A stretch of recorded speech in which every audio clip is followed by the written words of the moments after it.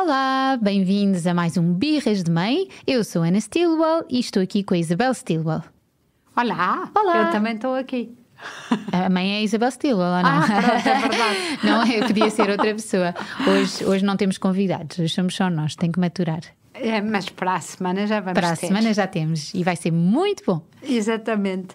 Ana, eu estava a ver, por acaso, cruzei-me com um artigo da Newsweek que estava a falar sobre mães que se arrependem de ser mães. Não estamos a falar, ou o artigo não fala, de mães que se arrependem de ser mães, como nós todas nos arrependemos 20 vezes por dia de cada vez que há uma birra ou de cada vez que gostávamos tanto de fazer uma coisa e não podemos porque temos que atender aos nossos filhos ou aos nossos netos. São mães que, de facto, depois de terem tido um bebê e uma criança, acham que nunca tomaram uma decisão errada e que não deviam ter tido filhos. Agora temos que fazer aquela pausa para os nossos ouvintes e para nós, porque há sempre um instinto de quem é mãe de dizer mas isso não é bem assim, mas isso...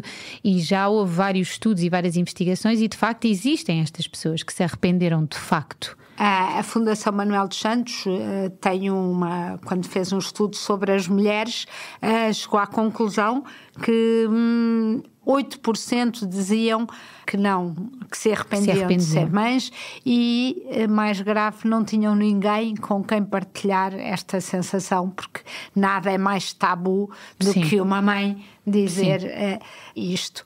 Na Newsweek, curiosamente, contam a história que há mesmo uma tabela que foi criada na Universidade de Louvain, que é uma tabela que foi desenvolvida para validar a escala de arrependimento dos pais.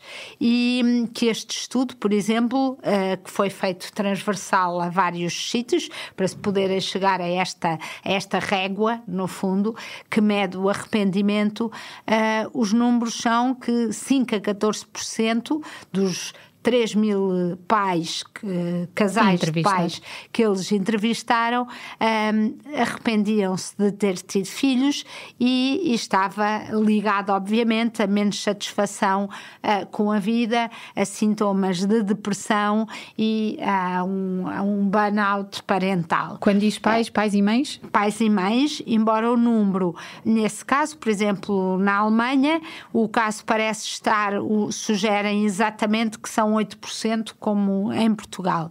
Os números dos pais, a percentagem de pais é ligeiramente inferior, ou talvez ligeiramente seja exagero, é bastante inferior, mas também é um sentimento que existe. E existe, obviamente, mais entre os pais que estão mais alocados, mais ativos, claro. Mais ativos do que nos outros.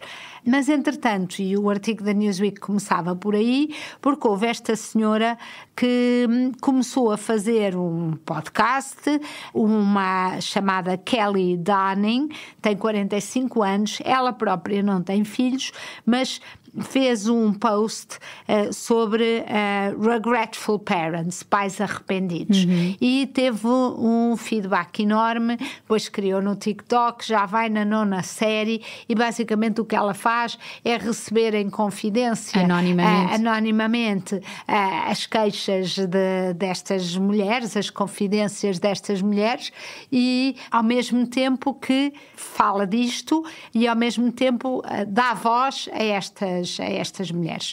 E, portanto, eu queria falar contigo sobre este assunto. É um assunto muito... Como todos os assuntos que envolvem medos e culpa, eu acho que a primeira coisa a fazer é trazer luz para esse assunto e, por exemplo, trazer essa escala de uma forma objetiva, porque não há nada pior do que nós estarmos sozinhos com os nossos sentimentos, pondo-os todos juntos, ou seja, estou desesperado, nunca quis ser, o que é que eu fiz, que raio de decisão é que eu tomei, como é que eu vou viver com isto para sempre, e perceber exatamente onde é que isto começa e onde é que acaba. Ou seja, não tem que... eu acho que uma das coisas que se pode ajudar esses pais a fazer, mesmo que seja de uma forma indireta, falando mais sobre isto abertamente, é dar-lhes uma sensação de calma. O que é exatamente que eu odeio? O que é que me está a tornar a minha vida tão horrível? Porque a maternidade não é só uma coisa, não é? Não é só os filhos e normalmente eles frisam isto não implica que os pais não amem... não é todos os... Não amem os filhos ou queiram que aqueles filhos é o claro, pior. Até porque uma se houver, ambiguidade. exatamente, até porque ambiguidade. Se houvesse esse arrependimento / não amor / tudo, davam para a adoção e não é? Tomavam uma decisão. Mas nós temos que pensar que dentro de... lembro-me uma vez do Laborinho Lúcio lhe terem ligado e a perguntar, muito chocados com a quantidade de crianças que eram devolvidas depois dos primeiros passos da adoção.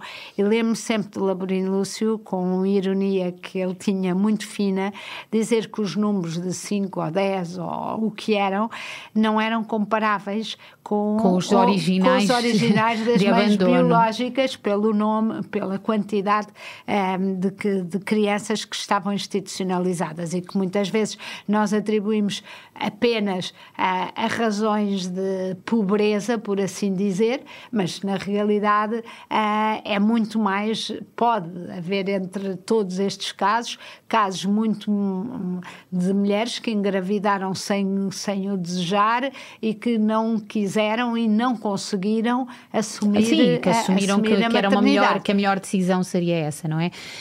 A questão é como é que percebe-se que também como sociedade, como em termos biológicos, que seja normal nós termos algum tabu sobre este assunto, não é? Porque é um assunto que interfere com a sociedade toda. Nós queremos à partida cultivar, principalmente na maternidade, que não é um trabalho fácil, ou seja, onde vai haver sempre alguns sentimentos de ambiguidade.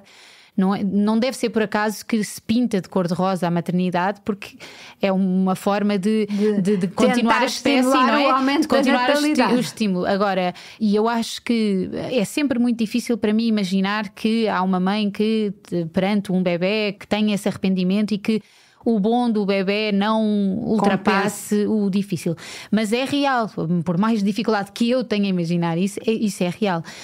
Mas isso é muito difícil para nós imaginar, para nós, eu e tu, para imaginar que uma mulher não queira ter filhos. Exatamente. Por exemplo. E isso agora está muito a ser discutido, e como em tudo, há sempre este extremo, que é agora glorificar o facto de não ter mulheres como se fosse a decisão certa, a decisão mais acertada, ou ter filhos ser a decisão. Não há, depende do contexto e da pessoa, como é óbvio, e nós temos que respeitar. Agora, na prática sem tentar fazer esta condescendência de mas isso de certeza que é alguém que tem uma depressão, ou de certeza que isso é alguém que está numa situação desequilibrada, porque se tivesse equilibrada, não é? Porque esta é a tentação, e acho que muitos casos poderão ser, porque de facto é verdade, se uma pessoa está com uma depressão pós-parto não diagnosticada, vai ser muito dificilmente todo o trabalho que a maternidade implica vai ser recompensador, e se não for recompensador é um inferno, porque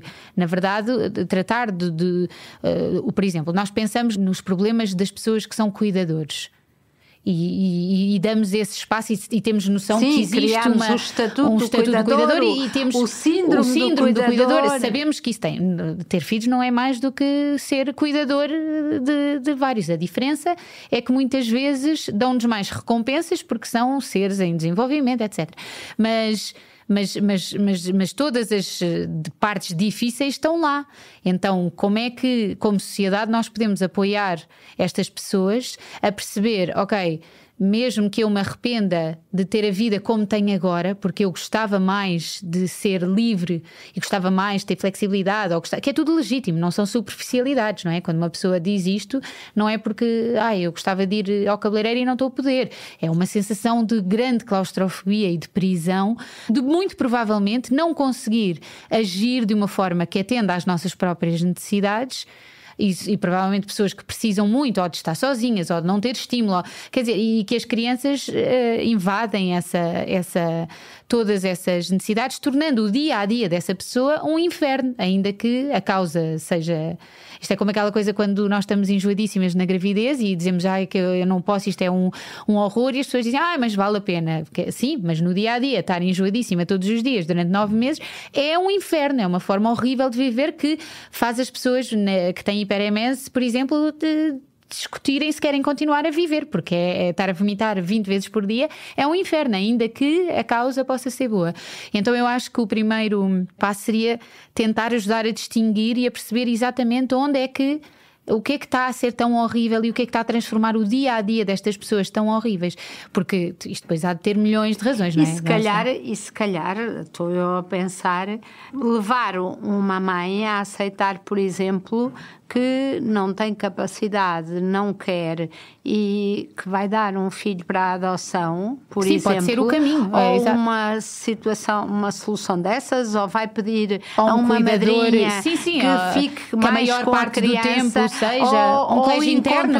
Antigamente havia... Porque obviamente que por muito que esta ambiguidade há de passar para a criança também de uma forma, e isso vai criar uma culpabilidade extraordinária. Portanto, se calhar se não formos mais flexíveis nessa coisa, porque no fundo havia muitas formas ao longo do tempo e da história, porque nós falamos, e é esta área, havia mães que provavelmente, rainhas, princesas, que não teriam esta vontade de ser mães, tinham que o ser, mas depois na realidade havia, na prática, havia outras pessoas, ou mesmo pessoas, uma outra pessoa, ou mesmo pessoas que não fossem da realeza, ou que tivessem que muitas vezes tinham os filhos postos noutro sítio porque tinham que trabalhar e não tinham essa...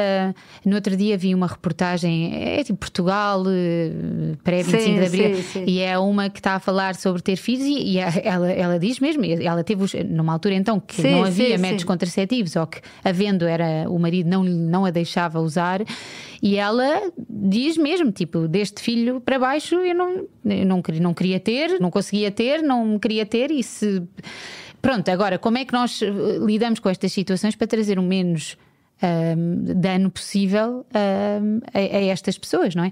Também tendo em conta que, e por isso é que o apoio psicológico seria tão importante, fosse qual fosse o resultado final, seria tão importante, é para perceber exatamente, para que não haja mais arrependimentos ainda, ou seja, para que não se acumulem arrependimentos, tentar perceber o que é, porque, por exemplo, há pessoas que vão odiar o estilo de vida que a parentalidade exige até aos 12 anos, mas que depois vai haver um grande alívio na altura que a criança já faz companhia ou que é mais velho. Pronto.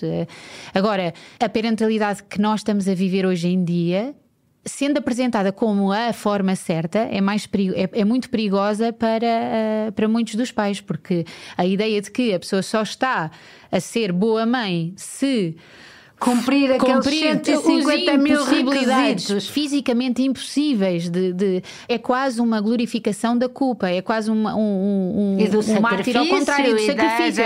Parece que nos afastamos muito da culpa católica e do sacrifício, mas estamos a ir lá parar exatamente igual, porque no fundo é quase uma corrida de quem é que está mais, quem é que está mais presente, quem é que ligou mais, quem é que falou mais individualizadamente com cada um, quem é que leu mais livros, pronto. É ficarmos presos num perfeccionismo que não vai fazer bem a ninguém, porque eu acho que vai criar mais situações, que eu não digo que sejam essas de limite, porque também não sabemos como é que o estudo foi feito, mas pelo menos vão trazer muito sofrimento às pessoas no dia-a-dia, ou que vai tornar o dia-a-dia e por isso acho que os avós neste caso podem ser um bom exemplo, quando os próprios avós, portanto as mães das mães neste caso, forem capazes de dizer: eu consegui trabalhar e tomar conta dos meus filhos e etc, com menos exigência do que isso, e tu sinceramente sofrestes com isso. E às vezes a pessoa para e diz: ver uma perspectiva. Não, eu realmente não sofri muito com isso. Mas é que eu acho que como em tudo, sempre que há mais escolhas, sempre que há mais alternativas, há há mais dificuldade em escolher e sentir, não é? Porque há pessoas para quem as tarefas da maternidade e a recompensa que trazem são altamente satisfatórias, são altamente recompensadoras. Da mesma forma que há pessoas que vão estudar educação de infância, ou que estão numa creche, ou que estão ligadas à educação de alguma forma. Isso traz-lhes um prazer muito grande, e isso não é minimamente desvalorizável, não precisa de ser desvalorizável. Também não é preciso fazer o oposto, que é as mães que estão a fazer mal aos filhos porque estão ali demasiado intensas. Não, há espaço para cada um. Tem é que ser minimamente agradável para toda a gente envolvida, não é? Não, tem que ser Olha, temos Estamos a fazer obras. Exato, temos umas obras. Então, vamos acabar por aqui e deixar as obras continuar. Sim, vamos deixar esta mensagem de se há alguma mãe que nos está a ouvir. Não temos o nosso confessionário, mas temos também uma caixa aberta e temos aqui doses de não julgamento de sobra. Por isso, se alguma mãe quiser partilhar connosco estes sentimentos, que não têm que ser, a pessoa às vezes tem medo de escrever, exatamente, tem medo de escrever como se fosse ditar. Ninguém vai achar que não gostamos dos nossos filhos porque não gostamos do nosso dia-a-dia ou do nosso estilo de vida, ou temos que repensar a forma como estamos a organizar ou a viver a nossa parentalidade, porque existem outras formas. Não são fáceis às vezes, e há pessoas que têm mais alternativas que outras, porque têm mais apoio do que outras, mas por isso podem partilhar connosco, desabafar, porque às vezes isso faz um grande caminho. Se for num ponto muito extremo, então a ajuda psicológica ou do médico de família será sempre a melhor alternativa para todos. Adeus, Ana. Adeus, mãe. A mãe não sei. Espera, a mãe arrependeu-se de me ter. Não arrependi, não. Só para saber. Beijinhos. Para não perder os novos episódios, subscreva este podcast do Público na sua aplicação preferida. Para além deste programa, há mais para descobrir em público.pt/podcasts. O Público fica no ouvido.